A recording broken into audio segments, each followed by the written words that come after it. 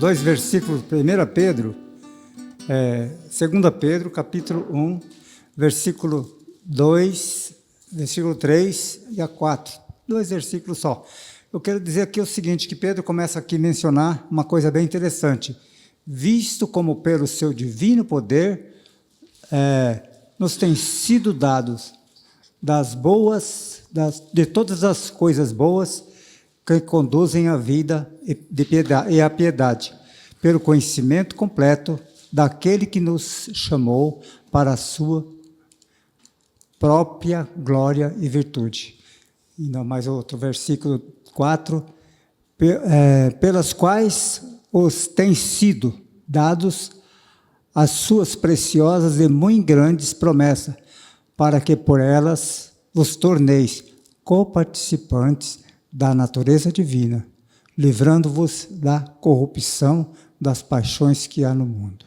Irmãos, nosso trabalho aqui tem como objetivo nos ensinar, nos instruir, para que a gente possa estar sendo livrado dessas paixões que o mundo hoje está oferecendo. Eu tinha outro texto que falava justamente dessa parte, mas não vou ler ele agora aqui.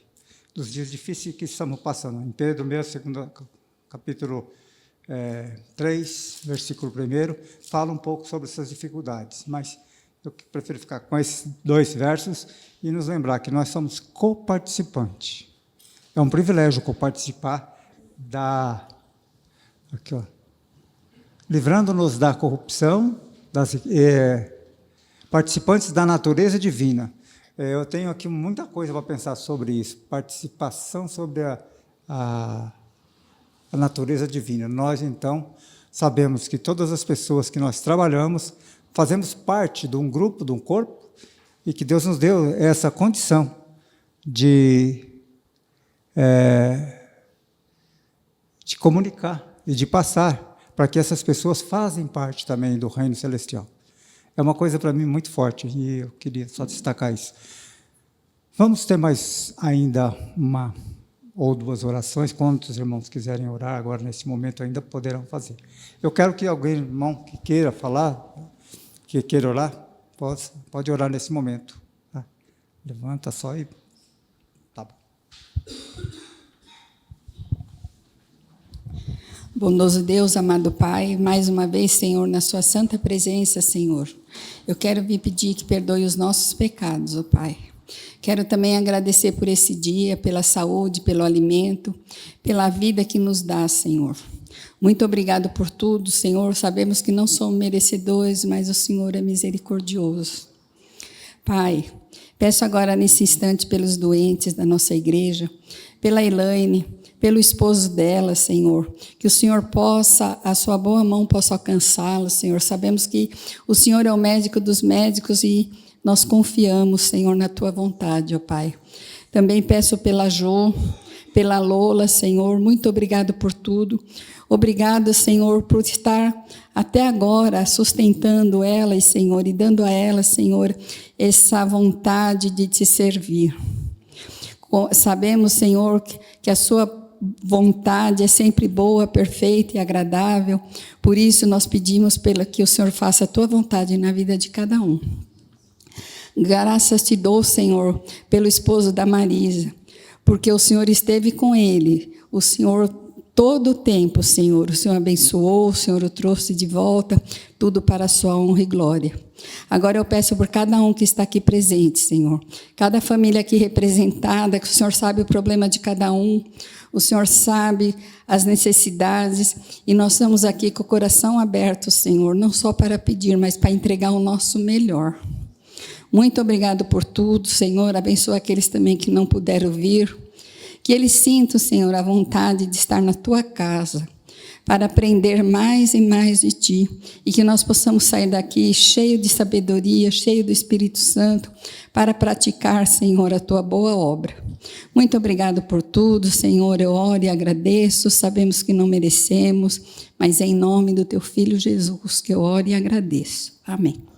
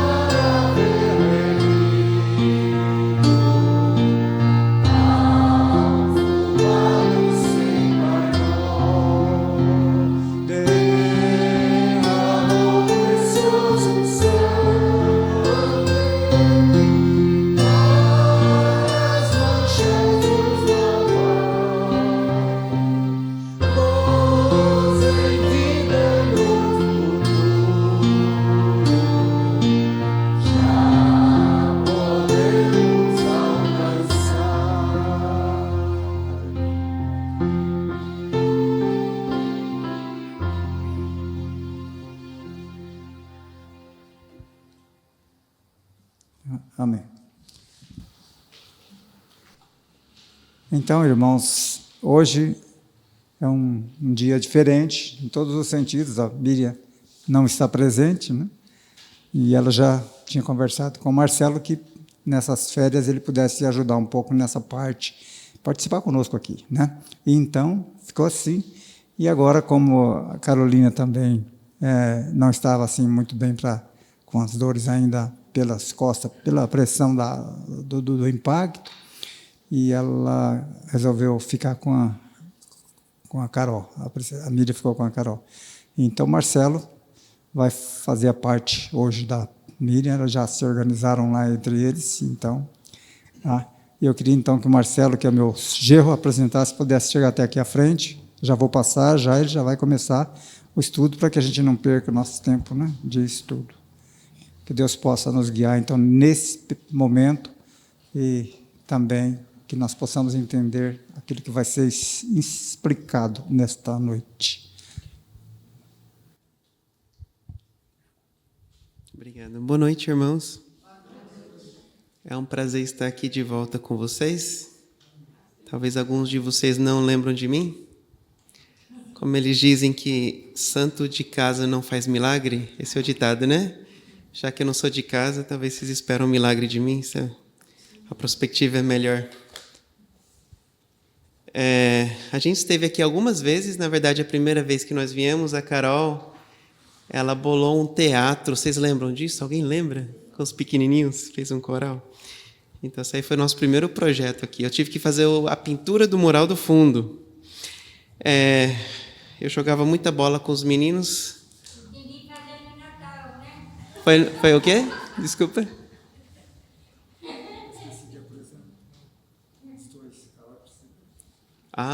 Carol e Priscila, apresentá-los. Sim. Isso, então, nós estamos vindo de Brasília, né? Eu, minha esposa e o meu filhote, Marco Antônio. Alguns de vocês lembram dele desde pequenininho, né? E nós viemos mais ou menos juntos com Sávio e Priscila, de Brasília. Eu acho que vocês lembram mais deles do que de nós. Eles estavam aqui mais recentemente, né? Eu vou tentar tomar o lugar da dona Miriam no estudo cronológico, e eu espero ser tão claro e tão sucinto quanto ela. Eu assisti um estudo dela, gostei bastante, cronológico. E como meu público-alvo, eu não conheço tão bem, ok? Na minha igreja eu tenho uma aula EBD, nós somos 57, e é bem misto. Eu vou fazer umas perguntas para vocês, para eu sentir mais ou menos o nível de conhecimento aqui e ver como é que eu vou prosseguir. Eu posso? Para a gente resumir o nosso estudo, que vai ser na lição 26 de Alicerces Firmes do cronológico bíblico, ele tem como proposta essa lição, que é a lição sobre o tabernáculo. Todo mundo lembra do tabernáculo? Ela tem como propósito expor a misericórdia de Deus. O que é misericórdia, né? Tem uma corrente de raciocínio lógico que vai mais ou menos assim. Se nós entendemos a santidade de Deus, nós conseguimos entender o nível da nossa depravação, de quão sujo nós somos, quão pecador você é, e de onde que Deus tirou você, e qual nível que Deus teve que descer para resgatar você. E se nós entendemos a santidade de Deus e a nossa depravação, aí sim talvez a gente tenha uma visão mais clara de misericórdia. O que é a misericórdia, né? E com a misericórdia de Deus. Eu li um ditado no carro, eu quero ler para vocês, eu gosto bastante. Charles Spurgeon, vocês devem conhecer. Quando falarem mal de você, não fique chateado, pois você é muito pior do que eles pensam. É bom, né? Então, quem somos nós, né? Eu vou começar meu estudo com o que eu chamo de quiz, ok? Eu vou fazer pergunta para vocês. Se vocês conseguirem responder, eu trouxe até umas balinhas. Eu faço premiação de bala na minha escola dominical. Eu espero que não tenha problema aqui. Todo mundo já leu sobre o tabernáculo, correto? Vocês têm alguma noção? Ok. Primeira pergunta. Quantas hastes tinha o candelabro, também conhecido como menorá? Alguém? Valendo uma balinha? Pode falar, Marco. Quantas hastes tinha o menorá?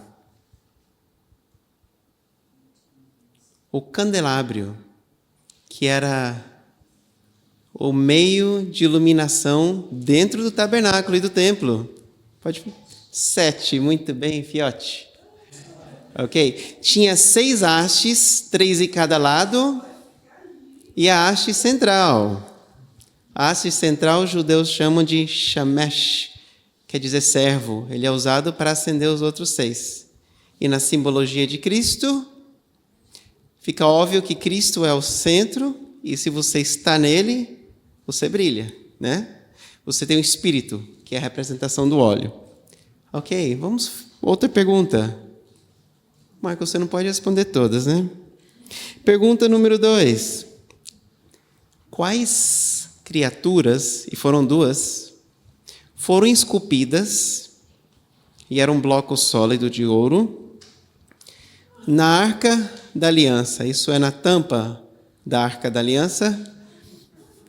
Deixa eu dar a chance para alguma outra pessoa, que senão o Marco vai responder.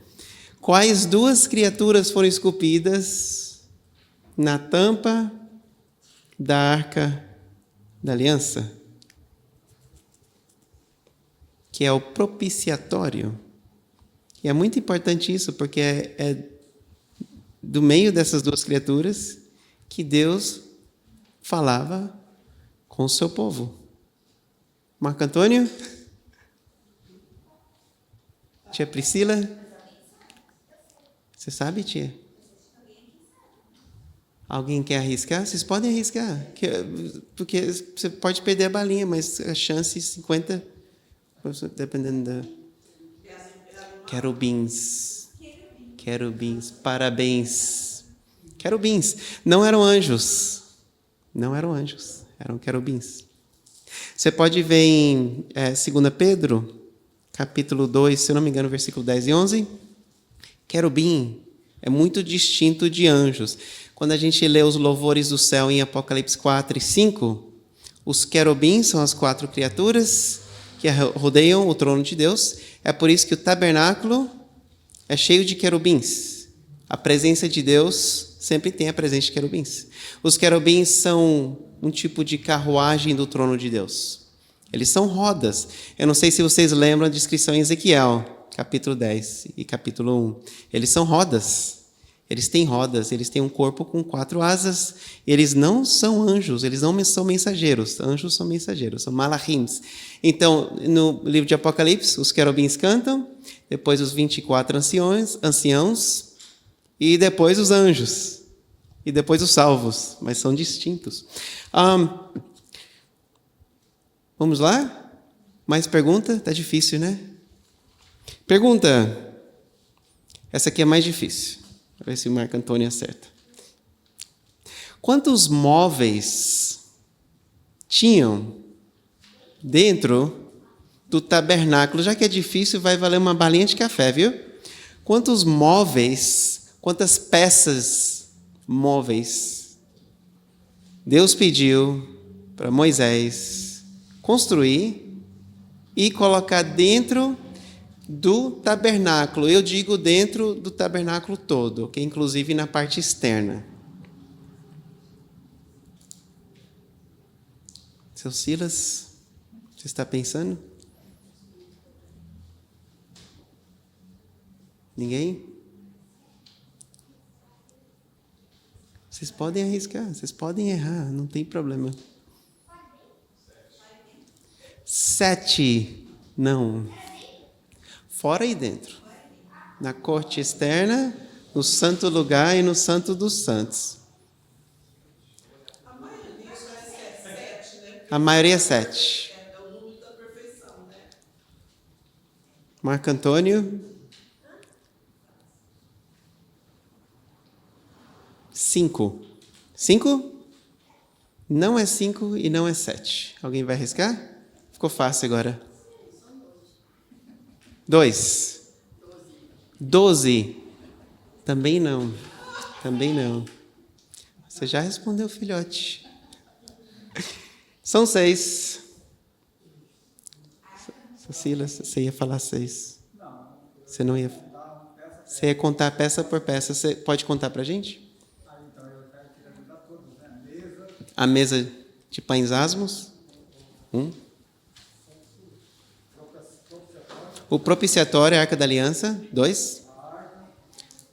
A arca propiciatório. 2.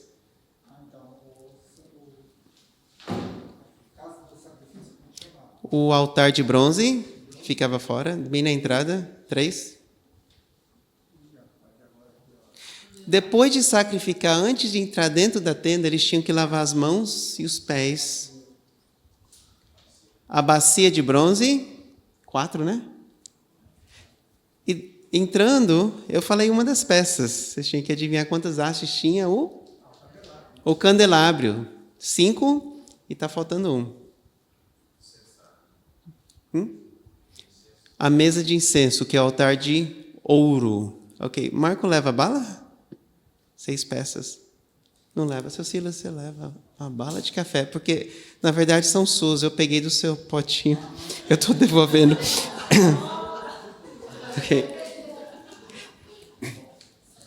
Muito bem, parabéns. São 6. São 6 peças. Agora, se você separar o propiciatório da arca, ficam 7. Mas observem, numerologia na Bíblia. 7 sempre é 6 mais 1. 6 mais 1. São 6 galhos, 6 hastes no candelabro e o central. São 6 dias de criação e o dia do descanso. Geralmente é 6 mais 1. Os discípulos trabalhavam em pares. Então, se a gente juntar os 12 em pares, ficavam 6. Jesus enviava 6 grupos. E ele, o centro, debaixo do Pai. Então, 6 mais 1. Ok? Tem meio que uma 6 mais 1, na verdade, compõe o 7 da perfeição. Eu vou deixar as outras perguntas para depois. Deu para sentir um pouquinho o meu público-alvo. Vamos começar com uma recapitulação. Recapitulação. Pode passar. Uma recapitulação bem rapidamente, porque esse aqui é um cronológico, né? A gente começa com criação e a corrupção. Entendemos que a queda do homem, a corrupção, aconteceu no mesmo período que Deus criou o mundo. E, geralmente, a gente coloca essa data mais ou menos 4.000 anos antes de Cristo. Tem um esquema de numeração que começa com a criação do homem, que é chamado de Anno Mundi. E a criação do homem é Anno Mundi 0. Ok? É o 6º dia que os judeus celebram. E esse dia do primeiro dia da criação é chamado, Sávio, você lembra? Você falou para mim? Rosh Hashanah, a cabeça do ano. É o primeiro dia da criação. Se eu não me engano, esse ano caiu no dia 23 de outubro de 5.783 anos mundi esse ano, se eu não me engano. Então, ano mundi, 0 da criação, e os judeus contam até hoje. Quantos anos faz? Ok? Então, 0 foi a criação do mundo. 4.000 anos, mais ou menos, eu resumi, ok? Mais ou menos 4.000 anos antes de Cristo. Tem alguns teólogos que colocam 4.321.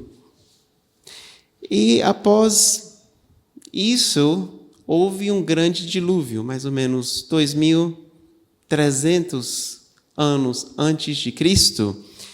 Tem alguns teólogos que colocam 2.400, ok? Mas 2.300 é um resumo também, para ficar mais claro na nossa mente. Deus mandou um dilúvio, e aí você tem que contar toda a genealogia da humanidade que existe hoje a partir de... Quantas pessoas entraram na arca? 8. Eu acho que eram 9, que eu acho que Deus estava lá com eles. Mas pessoas. Você merece, Marco. Merece. 8 pessoas. Desculpa. Adão, Sua esposa, seus 3 filhos e as 3 esposas. Então, toda a humanidade vai seguir dessa genealogia, ok? Mais ou menos 2.200 anos, mais ou menos 100 anos depois do dilúvio, Torre de Babel, ok? É uma data importante. Houve uma divisão aí de línguas. Se você tem que estudar inglês hoje, alguém tem que estudar inglês para passar no vestibular, é por causa da Torre de Babel. Foi Deus que criou as línguas, não reclamem. Mais ou menos 2.000, agora bem no meio, ok? Se você pegar a criação do mundo, Cristo, bem no meio dessa linha cronológica, Deus vai chamar um homem. Ele vai falar, eu vou fazer uma nação de vocês vão ser a minha nação. Vocês vão ser uma luz entre as nações. E o nome desse homem é Abraão. Ele vai reconfirmar esse chamado com Isaac, com Jacó. Ele vai mudar o nome de Jacó para Israel. Jacó vai ter 12 filhos. E até hoje o povo de Israel resplandece. É uma nação inigualável. É uma nação que todos os olhos do mundo voltam para eles. É uma coisa incrível. É minúsculo. Mas Deus usa eles como instrumento para a sua glória. E depois, avançando aqui, a gente sabe que José, um dos filhos de Jacó, foi para o Egito, se tornou como um príncipe. E depois que José morreu, o povo de Israel virou escravos. E Deus já tinha profetizado que eles iam se tornar escravos. Mas ele ia resgatar eles.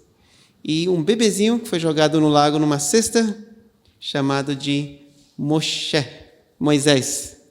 Esse foi o homem que Deus escolheu para resgatar o seu povo. Tem um ditado que eles dizem que Moisés passou 40 anos, ele foi criado como filho da princesa, né? Ele passou 40 anos aprendendo que ele era alguém. Depois ele tentou agir como alguém e não deu certo. Vocês lembram, né? Ele matou um egípcio, teve que fugir do faraó.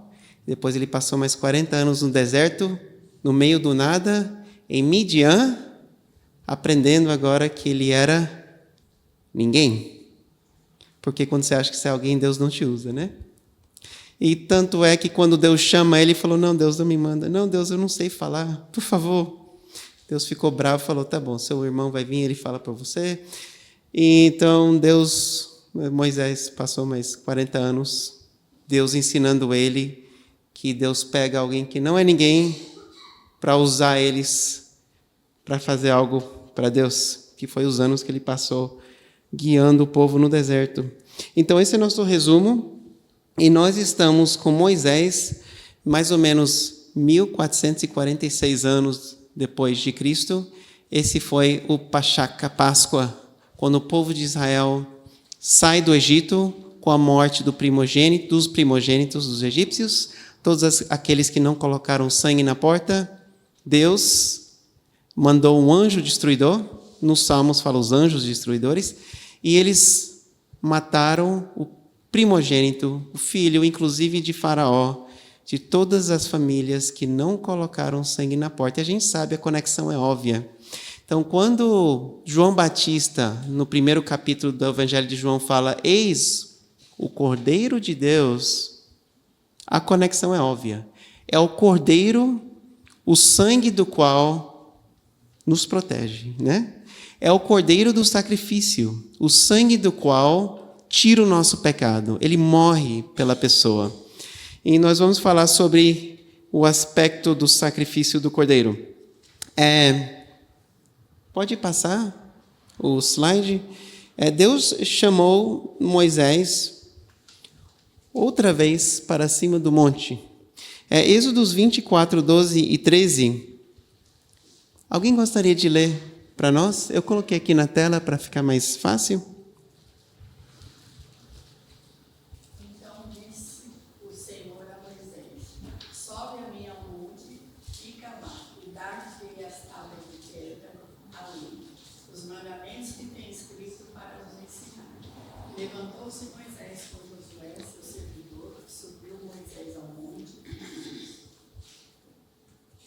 Então, Só como nossa introdução,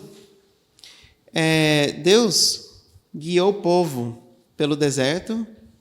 Você lembra que Faraó viu que o povo parecia que estavam perdidos?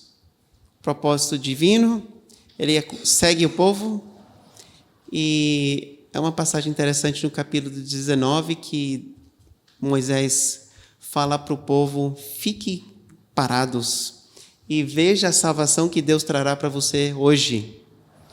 E o exército de Faraó estava chegando, e depois fala que Moisés clama a Deus, e Deus fala assim: não fala para o povo ficar parado, fala para eles andarem. Eu imagino que Moisés estava esperando Deus lutar por eles, né? E Deus fala: não, anda. Moisés fala: mas andar por onde? Pelo mar. Estende sua vara sobre o mar. E Deus abre o mar, e o povo atravessa o mar. O mar nós nomenclaturamos de mar vermelho, né? O mar vermelho. É um erro do inglês que traduziu para o português. Alguém sabe como é que fala vermelho em inglês? Red. Balinha. Acabou, filho. Red, R-E-D. Se você colocar mais um E, vira a palavra reed, que quer dizer juncos. O termo no hebraico, na verdade, Yom Suf, é mar de juncos. Mas passou para o inglês, perdeu um E em alguma tradução, virou vermelho, e hoje a gente fala mar vermelho. Mas o termo correto seria mar de juncos, porque tem juncos nesse mar. Ok? E eu vou mostrar um pouquinho de umas imagens com juncos e por que isso é importante.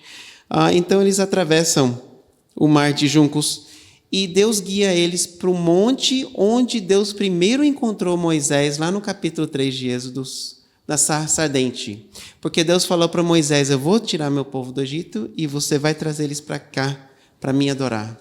Então, eles chegam no Monte Sinai e Deus vai ter uma revelação especial para o povo de Israel. Eu queria materializar um pouco o Monte Sinai para vocês.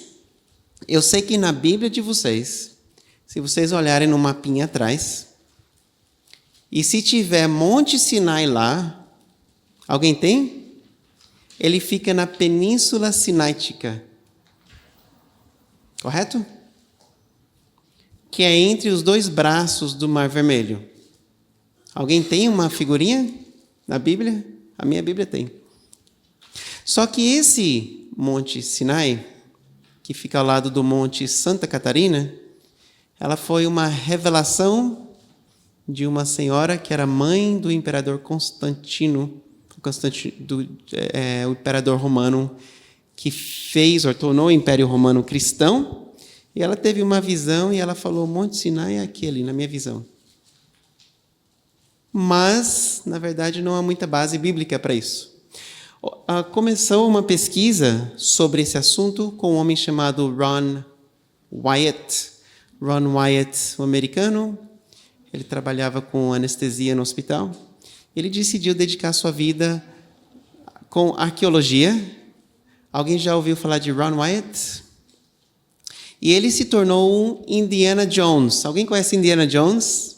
Se você gosta de Indiana Jones, você tem que ler ou assistir relatos da história dele. Ele tem muitas histórias interessantes. Ele já foi preso, já fugiu.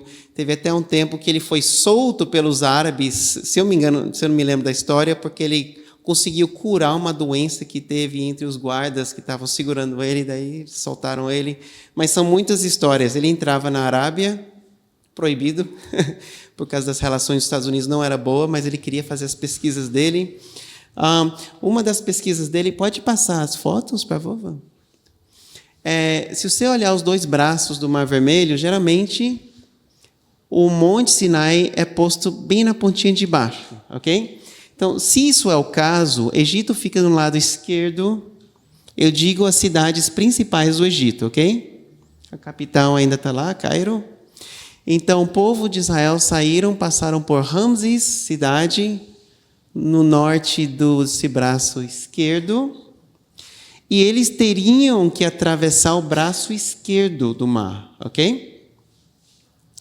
Quando Ron Wyatt foi procurar a travessia do Mar Vermelho, ele falou duas coisas. Ele falou, primeiro, o braço esquerdo não tem ponto que dá para atravessar. O braço direito tem. Eu vou mostrar uma foto aqui. E ele falou mais. Pode passar o slide, por favor? Ele falou Gálatas 4:25. Pode voltar? Alguém lê para mim?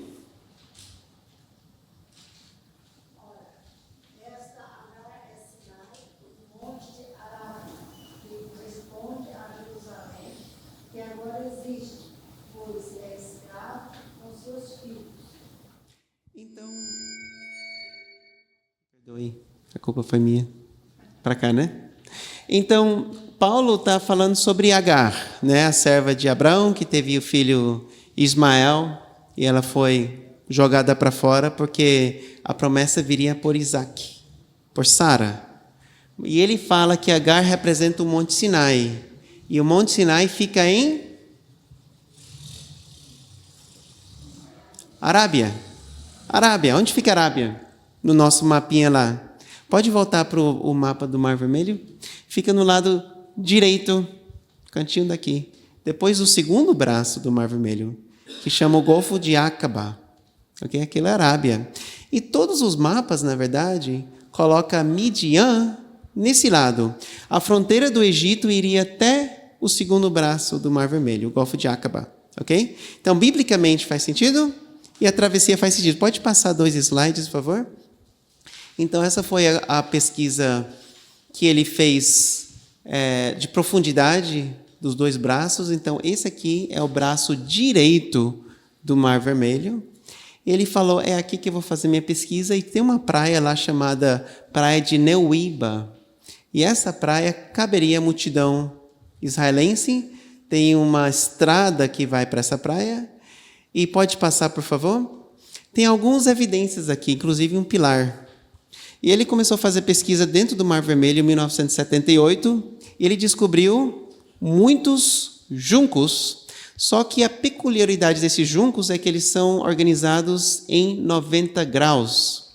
90 graus não é natural, é feito por seres humanos. E a forma desses juncos, uma forma que foi repetida é essa. Ele é como se fosse uma mesa redonda com uma base redonda, uma haste no meio. Ele falou as carruagens, as rodas das carruagens. Então, o eixo ficaria no centro, uma roda em cima, uma roda embaixo.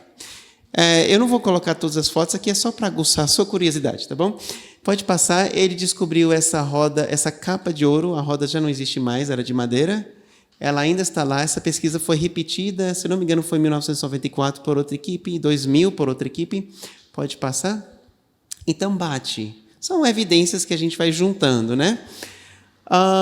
Ele falou, pronto, Monte Sinai tem que ficar na Arábia.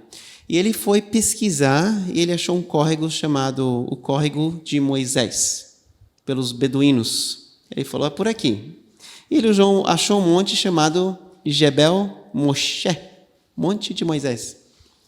E, se eu não me engano, é um monte ao lado do monte que chama Jebel Makla. Pode passar o slide. Bem onde está aquela seta. O topo desse monte é queimado. Então, ele é chamado de Jebel Makla. Em árabe, o monte queimado. Interessante, né? Você lembra que Deus desceu sobre o Monte Sinai? Com fogo. Então, é pedra ígneo em cima desse monte. Pedra que é feita por fogo. Só que não é um vulcão. É diferente de todos os montes ao redor. Pode passar, por favor? Tem várias evidências no pé desse monte. Um deles é esse altar, bem na base do monte. Você pode ver umas fileiras lá, seria onde os animais entrariam para o sacrifício. Pode passar. No outro lado do vale, tem um outro altar. Esse altar aqui, o governo da Arábia fez uma cerca ao redor dele. E numa das pedras na base desse altar, pode passar, por favor? Tem a escultura de 12 bois. É interessante que quando Arão faz o bezerro de ouro, ele fala o seguinte, ele fala, Israel, eis os seus deuses, no plural, que te tiraram da terra do Egito. Bate, né? É outra evidência. Pode passar? No outro lado, ao lado do outro altar que eu mostrei, que no caso, se for esse lugar, seria o altar de Moisés, tem 12 esculturas de pilares, ou tipos de banco. E Deus pediu para o povo de Israel esculpir 12 pilares representando as 12 tribos. Pode passar? Outra coisa que um médico da Coreia do Sul, chamado Yoon Kim, ele descobriu, isso aqui foi descoberta dele, ao redor desse monte, umas esculturas, uns desenhos, né, cravados na pedra, e um deles é de vocês já conhecem?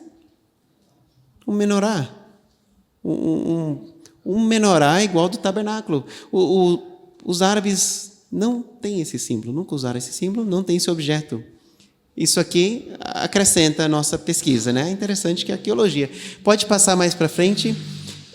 Esse achado aqui foi por, se eu não me engano, uma família chamada Caldwell. Jim e Penny Caldwell. É uma família que trabalhava com petróleo, então ele tinha livre acesso. Eles fizeram várias viagens para esse local. E essa pedra, ela tem a altura de um prédio de 3 andares.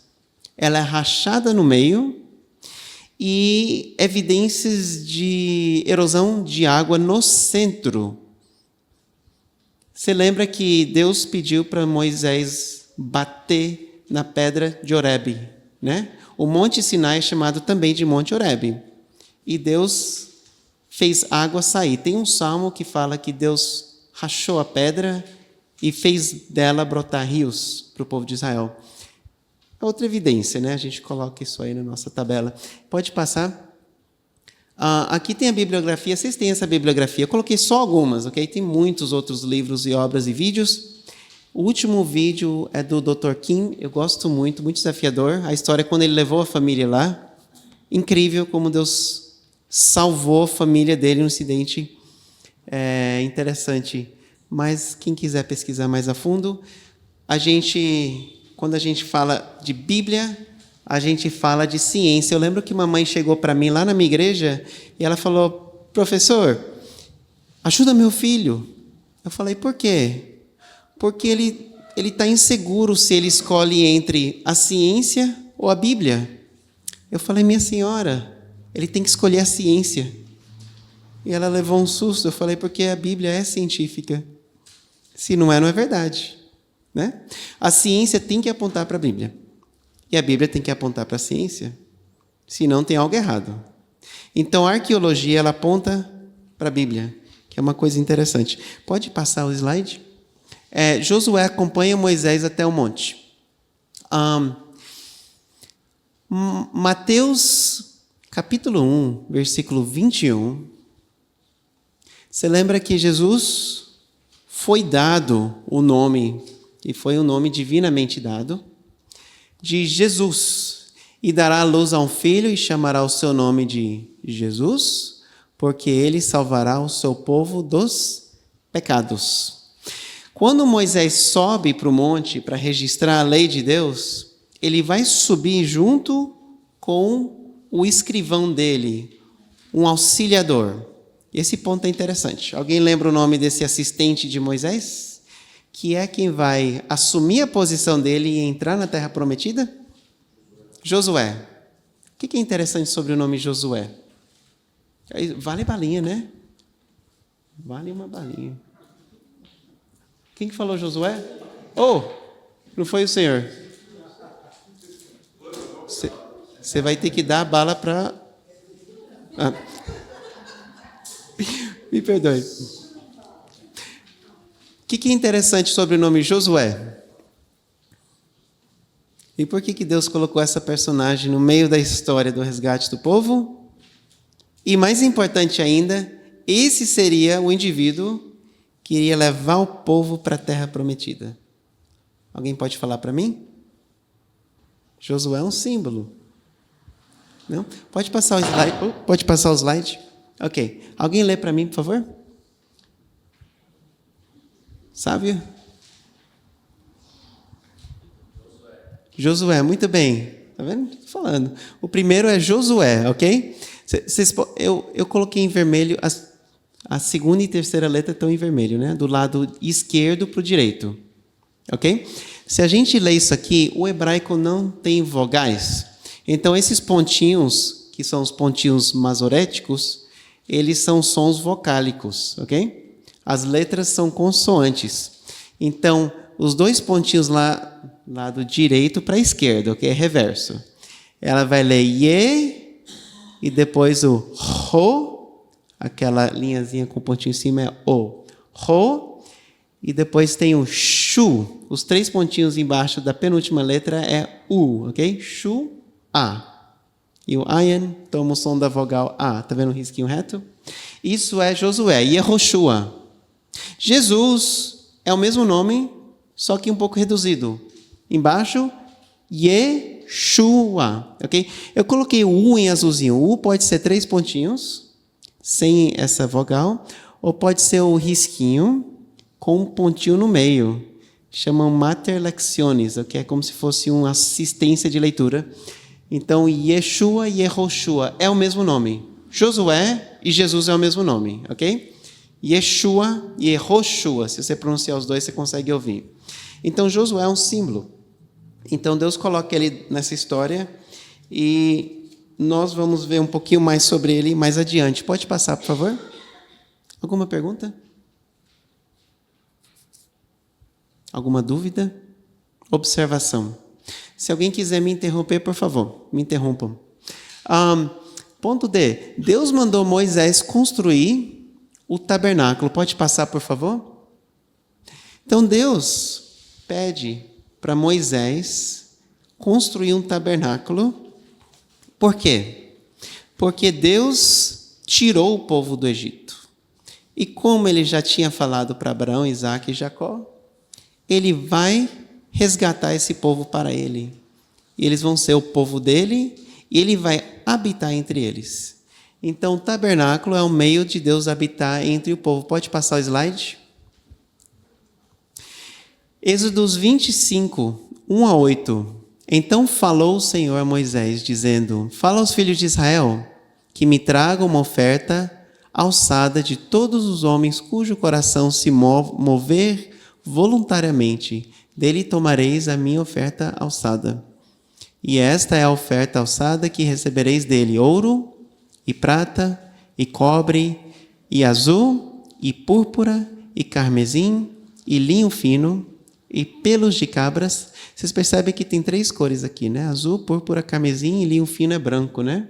São 4 cores principais no tabernáculo, que corresponde aparentemente às 4 faces de Cristo, né? A realeza, divindade, humanidade e servitude.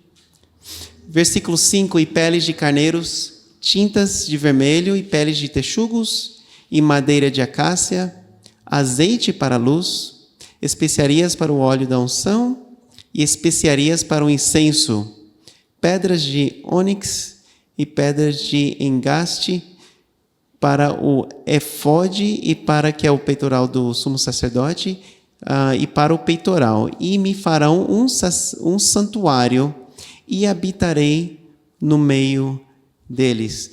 2 observações. Deus, se a gente separar aqui as 2 linhas de monoteísmo, tem pessoas que tomam a visão deísta. Deus existe, mas ele é impessoal. Eu acredito em Deus, mas ele está lá em algum lugar, né? Está muito aí com a gente. O teísmo vai falar: não, Deus existe, criou o mundo, e ele é pessoal. E a gente vê na história de Moisés e do tabernáculo que Deus fala com o seu povo. Deus faz questão de comunicar. Ele vem até o povo dele. Ele fala com os homens. E ele pede para construir uma habitação para que ele possa morar entre o seu povo. Esse é o grande e final propósito de Deus para nós. Adão e Eva perderam essa presença de Deus, esse andar de Deus junto a eles no jardim. E o tabernáculo vai apontar para o grande projeto de Deus na história da humanidade, que é, mais uma vez, Deus habitar com o seu povo. Jesus Cristo vem e habita conosco para fazer possível que nós nos tornamos filhos de Deus, e fazer possível que Deus habite mais uma vez conosco. Então, o tabernáculo é uma projeção da vinda de Jesus Cristo. É uma projeção do projeto de Deus de restaurar o que foi perdido, o jardim do Éden. Pode passar? Pode passar mais uma vez? 1 João 2:1. Uma pergunta. Deus, quando ele pede Moisés para subir no monte, Deus é santo. Vocês lembram que Moisés não desceu do monte ainda? Ficou 40 dias e 40 noites lá. E o povo já rebelaram contra a lei que Deus tinha passado para eles. O que eles fizeram? Eles construíram um bezerro de ouro. Já quebraram o primeiro e o segundo mandamento. Antes nem de ter instalado a teocracia que Deus estava em processo de instalar. Então, nós pecamos. O povo de Israel pecou. Deus sabia que o povo de Israel não ia conseguir cumprir a lei? Ele sabia?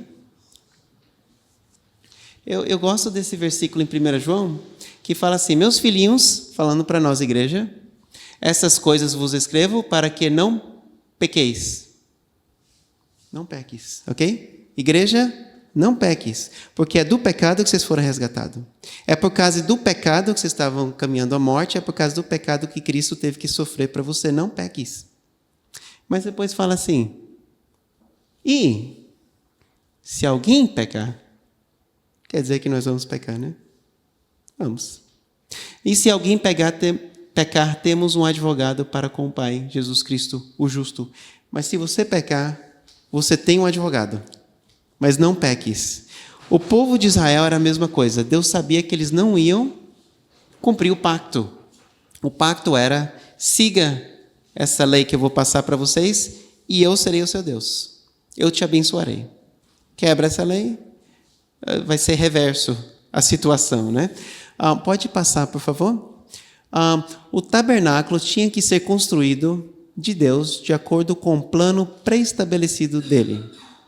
Isso aqui é um ponto importante na história do cronológico, porque repetidamente a gente vê que o modo de aproximar a Deus é o modo de Deus, não nosso, né? Todos os caminhos levam a Roma, mas não todos os caminhos levam a Deus. Eu tinha uma amiga na universidade que eu contei o evangelho para ela. Ela falou: o que você acredita? Eu contei o evangelho. Ela falou: isso é lindo, mas eu acredito num outro meio de chegar a Deus.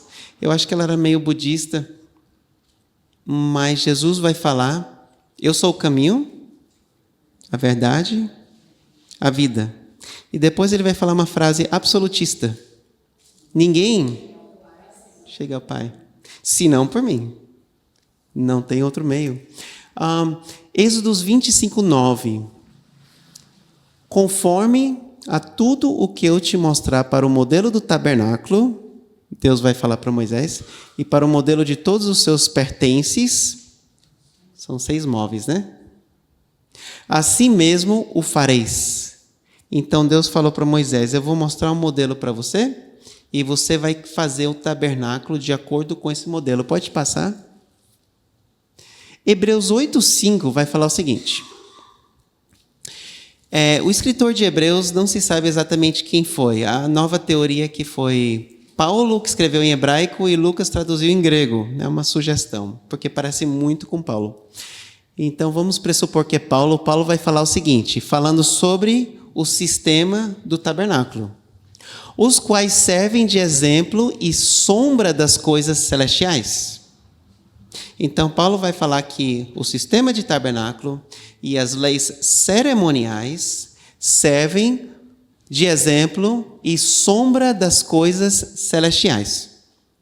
Como Moisés divinamente foi avisado, estando já para acabar o tabernáculo, porque foi dito: olha, faze tudo conforme o modelo que no monte se te mostrou. Quer dizer, Deus mostrou um modelo para Moisés. E Moisés tinha que copiar esse modelo. Tinha que ser do jeito de Deus. Por quê? Porque o tabernáculo era sombra. Sombra de quê? Da realidade celestial, né? Tem um versículo em Colossenses que diz que as leis cerimoniais são sombras, mas o corpo pertence a Cristo. Quer dizer, a realidade é em Cristo. É Cristo, na verdade, que está falando. Tem uma história que talvez até já contei aqui muitos anos atrás, mas eu vou contar com a amnésia dos irmãos. Vocês talvez não vão lembrar. Tem um homem que perdeu o emprego na pandemia e ele foi passear na rua procurando emprego. Ele viu lá no zoológico uma placa, emprega-se. Ele falou, vou lá ver que tipo de trabalho é esse. Ele foi lá na recepção e eles falaram, esse trabalho é bem simples. Você tem que se vestir de gorila, porque nós não temos gorila, e você sabe que gorila faz muito sucesso com as crianças, né? E você tem que agir como gorila, você vai de manhã até a noite, e quando todo mundo já saiu do zoológico, você tira a roupa de gorila e você vai para casa. Ele pensou, poxa, eu consigo, né? Será que eu arrisco? E no próximo dia o homem decidiu ir para o zoológico e arriscar um novo emprego. Ele, né, chegou antes do zoológico abrir, se vestiu de gorila, entrou dentro da jaula de gorila e começou a ser gorila, né? Pular, gritar. O pessoal foi chegando, jogava amendoim, banana, ele tinha que comer e gritar e pular mais, e as crianças, e foi chegando mais e mais. E não, você consegue fazer isso por 1 hora, 2 horas, 3 horas o cara estava cansado, e aquele calor naquela roupa, e ele estava tonto, e nesse momento ele escorrega e cai na jaula do lado. E a jaula do lado é a jaula do leão. E ele olha para o lado, e o leão estava olhando para ele. E o leão começou a se aproximar dele. E ele falou, eu não vou abrir a boca, não é hoje que eu vou perder meu emprego. Mas o leão começou a chegar mais próximo. Finalmente o leão colocou a pata sobre o peito dele. Aí ele não aguentou, ele começou a gritar, socorro, me ajuda! E o leão chegou bem pertinho e falou, se você não ficar quieto, nós dois vamos perder o emprego. Vocês riram? Ok, vocês entenderam. Às vezes a gente confunde a sombra com a realidade, né? Eu não sei se esses zoológicos tinham animais de verdade. Eu acho que não. Mas se a gente focar no tabernáculo e a gente não enxergar Jesus, a gente perdeu a realidade. Vocês estão achando que o gorila é gorila. Não é. Ok? Tudo aponta para Cristo. Pode passar o slide? O jeito e o meio de Deus. A principal atividade do templo era fazer propiciação, era fazer um elo entre o homem pecador e o Deus Santo. A glória do Deus Santo iria habitar no Santo dos Santos. Mas para o homem chegar a Deus, ele tinha que passar pelo altar de bronze e fazer um sacrifício, porque ele era pecador. Inclusive o sumo sacerdote, que era o mediador entre o povo de Israel e Deus, no dia da propiciação ele tinha que fazer um sacrifício para ele mesmo e depois para o povo de Israel, porque ele é pecador. Então o meio de Deus é o sacrifício de animal. Mas a gente sabe que o sacrifício aponta para Cristo. Olha, o Cordeiro de Deus que tira o pecado do mundo. Quando o israelita pecava, ele tinha que levar o animal para o sacerdote fazia ele colocar a mão sobre a cabeça. É como se ele estivesse falando, eu pequei, eu teria que morrer. Coloca a mão sobre a cabeça, mas quem vai receber essa culpa vai ser esse animal. O sacerdote passava a faca na garganta do animal, o sangrava, matava e jogava sobre o altar para queimar. Esse é o Cordeiro de Deus. Do mesmo jeito, se você entender o sistema de sacrifício, você vai entender que Cristo é o Cordeiro. O livro de Hebreus vai falar que Jesus Cristo é o sacrifício. É por meio do sangue dele, do sacrifício dele, uma vez e por todas, diferente do sistema do tabernáculo, que era diariamente, né? Que ele nos purifica. E vai falar ainda mais, vai falar o sacrifício é Jesus, o sangue representa o sangue de Cristo, e o sumo sacerdote, que vai fazer essa ligação entre o pecador e Deus é também Jesus Cristo. Ele mesmo é o nosso sumo sacerdote. Pode passar? É Santo dos Santos. Os santos... Você pode passar mais um, por favor? Eu acho... Aqui. Ok. Agora a gente consegue ver os móveis, né? Vocês conseguiriam responder a pergunta. No santo lugar, entrando da direita para a esquerda, ok? Você entra pela cortina. No lado esquerdo tem o candelabro com as 7 hastes. Ele era esculpido de ouro sólido. No lado oposto, na outra parede, não dá para ver muito bem, mas tem uma mesa com pães asmos. Ok? Na frente do véu, vocês conseguem ver o altar de incenso. Era feito de acácia, como a mesa coberta de ouro. Todos os móveis no santo lugar eram de ouro, por causa de santidade. Os 2 móveis no lado externo, que é o altar de bronze e a bacia de bronze, são bronze, porque bronze representa julgamento. Quando se entrava dentro da tenda, se veria primeiro esses 3 móveis, ok? Mesa do lado direito, o candelabro do lado esquerdo e o altar de ouro na frente do véu. E atrás do véu tinha a Arca da Aliança. Dá para ver lá, né? Mais ou menos? Com os 2 querubins em cima. Ninguém via essa arca. Quando ela andava perante o povo, por exemplo, na batalha, ela era coberta de um pano azul. Ninguém podia olhar para essa arca. Quando o sumo sacerdote entrava no Santo dos Santos, ele só podia entrar uma vez por ano, que é no 10º dia depois do ano novo, e ele tinha que entrar com sangue para propiciar pelo seu pecado e depois fazer propiciação pelo pecado do povo. E é o único momento também que ele falava o nome santo de Deus. Aparentemente era 10 vezes. Ok, dá para ver melhor aqui. Ok?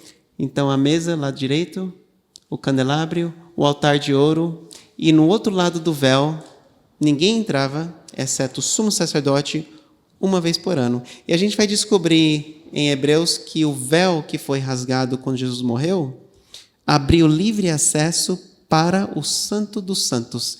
E a Arca da Aliança, que é a peça principal, onde a glória de Deus estava em cima, representa o trono de Deus.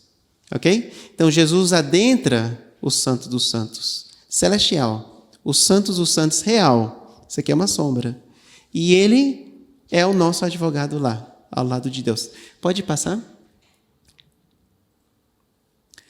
Pode passar mais um? A Arca da Aliança, ela é a peça principal do tabernáculo, ok? Se você tirar a arca, não tem mais nada. Nada funciona, porque é o ponto onde Deus vai encontrar com o seu povo. Eu vou parar por aqui, porque eu vou dar continuidade nesse ponto na próxima aula, mas eu quero só fazer umas perguntas para os irmãos, para ver se vocês prestaram atenção. Posso? Ok? Vamos lá. Valendo balinha. Eu falei que o povo de Israel atravessou o mar. Nossa Bíblia tem um nome, esse mar. Mas qual que é o nome, na verdade, a tradução correta? Quem falou Mar de Juncos? Mar de Juncos. Parabéns. Oh, me perdoe. Pergunta número 2.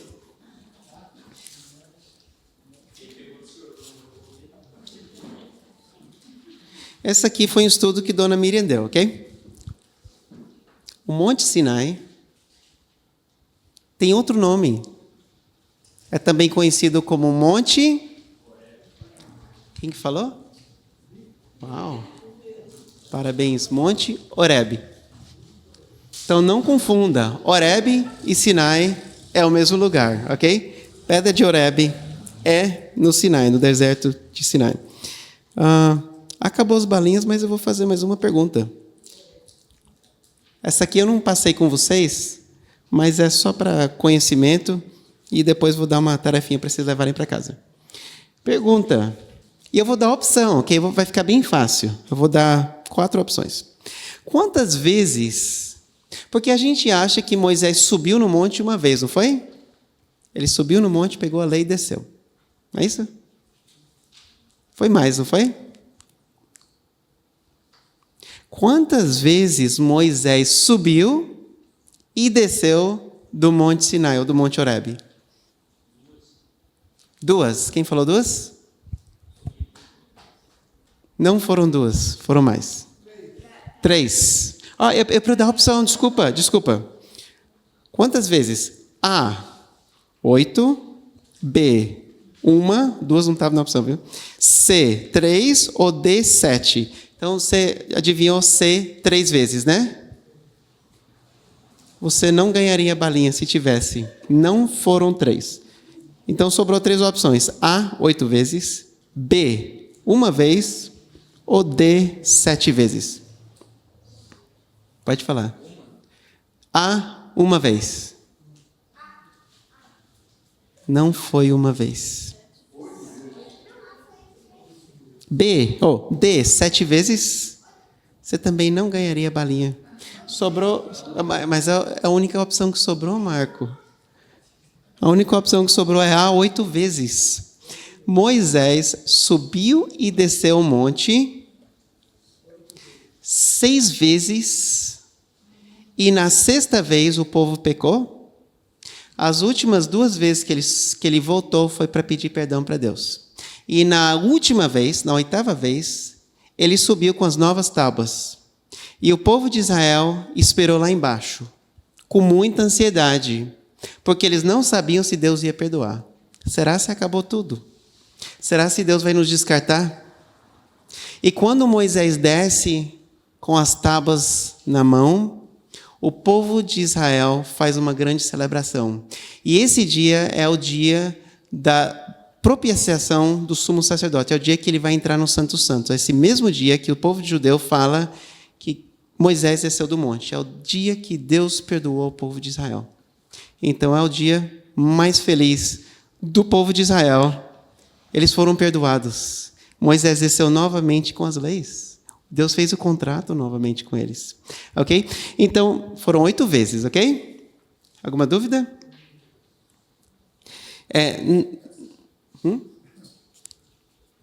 Vocês querem ver as vezes?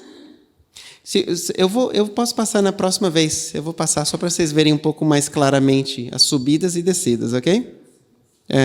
Na 4ª vez que Moisés sobe, ele sobe com Arão. Deus vai falar, sobe com Arão.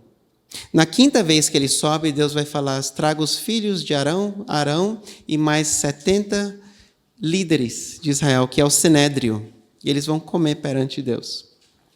E assim por diante. Eu vou deixar uma tarefa de casa com vocês, ok?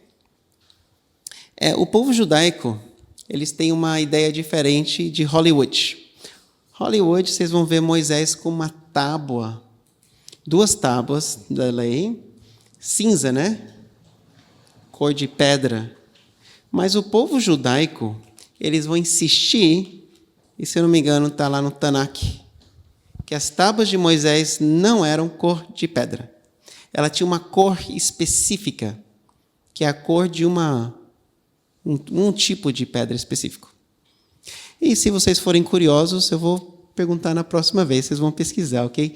Qual era, provavelmente, a cor das tábuas da lei de Moisés, ok? Tinha uma cor, e se fosse essa cor, ele é simbólico. Ele tem um símbolo especial. Eu vou orar, depois eu passo a palavra. Querido Pai, muito obrigado, Deus, por esse dia. Pai, obrigado pela sua palavra. Pai, obrigado porque a sua palavra mostra, Pai, que tu és santo, separado de nós não podemos aproximar de ti, igual o povo de Israel, Pai. E nós entendemos, Pai, também a distância nossa do nosso pecado de ti. Ó Pai, nos ajuda a enxergar quão grande é o seu perdão, quão grande é a sua misericórdia e sua graça para nós, seu povo, Pai. Porque o Senhor nos perdoa aos custos do seu Filho, o Senhor nos aceita e o Senhor nos transformou em seus filhos. Obrigado, Pai. Em nome do seu Filho, Jesus, eu peço e agradeço. Amém.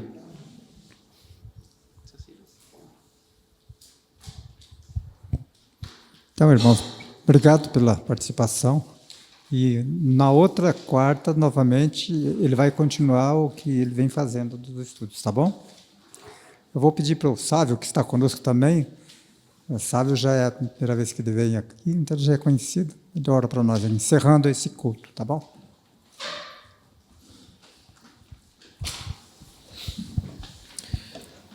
Santo Deus, nós te louvamos, te agradecemos por mais um dia, Deus. Obrigado por estarmos em Tua casa, pelo privilégio, Deus, de termos a Tua palavra, Tua bondade sobre as nossas vidas, Deus. Obrigado pelo estudo que recebemos, pela vida do Marcelo, da Carol também, o livramento que o Senhor deu a eles.